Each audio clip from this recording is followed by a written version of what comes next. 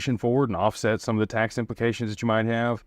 You might want to look at stocks or bonds or ETFs, some ways to get,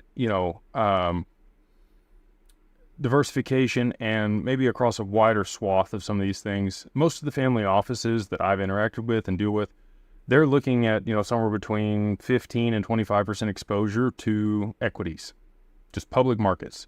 And a lot of that is in ETFs. It's hard to pick winners in specific stocks. But if you have, you're investing in the S&P 500, over time, it's done 10% almost every single year. Over the long term, I'm bullish on the U.S. economy. I think now that we have Trump in here and some other things are coming down the pike, we might see a pullback in traditional stocks for a period of time. But I think the next decade and further out, things are looking good. They're looking up. So past the short-term volatility, over the longer-term time horizon, I do think we continue higher. You've also got bonds and treasuries and corporate debt, corporate credit. There's a bunch of different areas that you can diversify into. Kevin O'Leary, the way he thinks about this is he never puts more than 20% of his wealth in any one given asset class and never more than 5% of his wealth in one investment.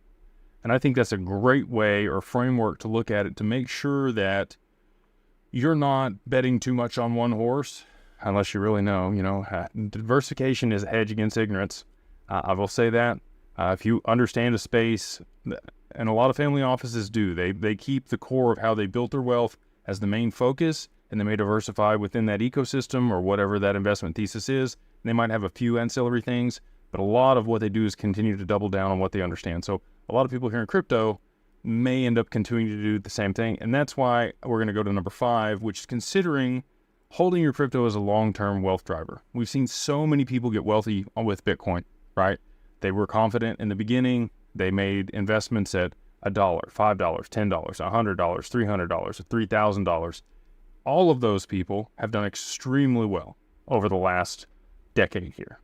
And, depending on what crypto you're in, my preference is XRP, but, we've got other ones. We've got HBAR, we've got XLM, we've got XDC, we've got ADA. Like, there's a ton of different assets out there that I think will have long-term utility and use case that'll drive their price and adoption.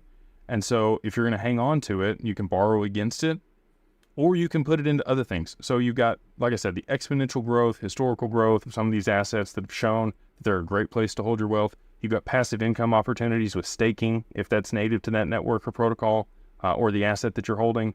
Some of the people that, again, I deal with XRP, AMMs, liquidity pools, lending, and other DeFi that's being built out on that network. And there's some other strategies that you can use. You've got perps, you've got, if you're outside the US, and you have options plays for, covered calls and puts.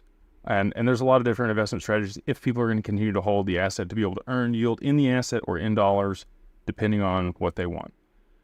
And then you've got the fact that this is generational wealth, right? Like people that hold large amounts of gold or treasuries or other things, and they're passing that down to their kids and their grandkids. If it continues at the same rate of adoption and growth over time, that's huge. You're handing them the golden goose that keeps laying the golden eggs, right? So I'm not always a proponent of selling off your crypto. I think that there are great strategies for doing that. I think diversification is key. If you are ignorant or this is your first time, you don't want to mess it up. Work with professionals in that category also. I'll just say that. But aside from those things, if we continue with the volatility here, you're going to have a strong stomach.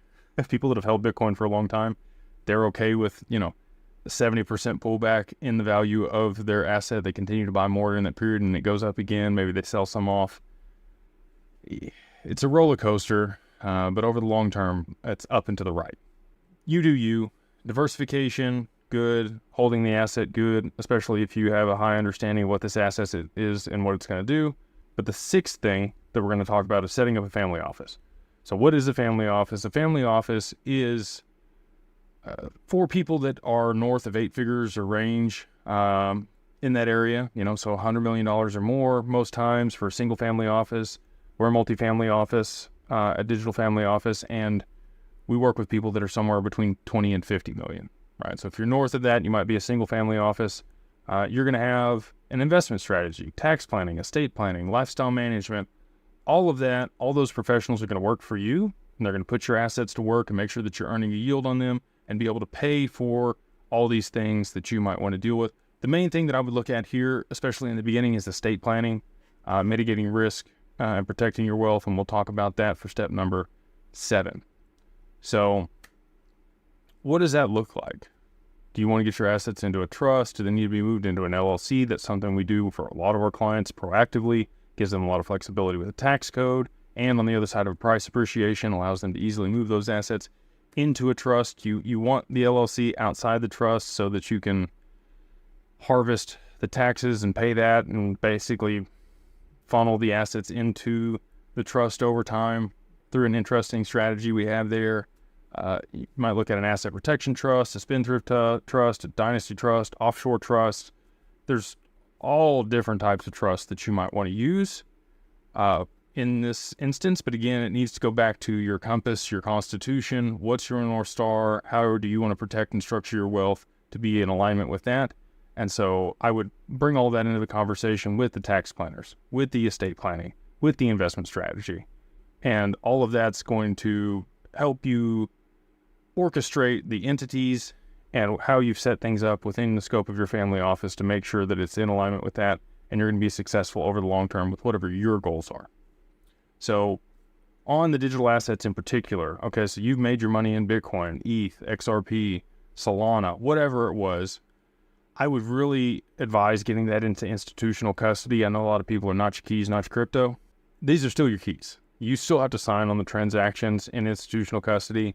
If it's inside of a trust, you're going to have a distribution trustee that's going to sign off on that, and the wealth manager, right? So it's multi-factor. It's very difficult to steal or, impersonate all those people to be able to remove assets or do something with them that the individual does not want to do.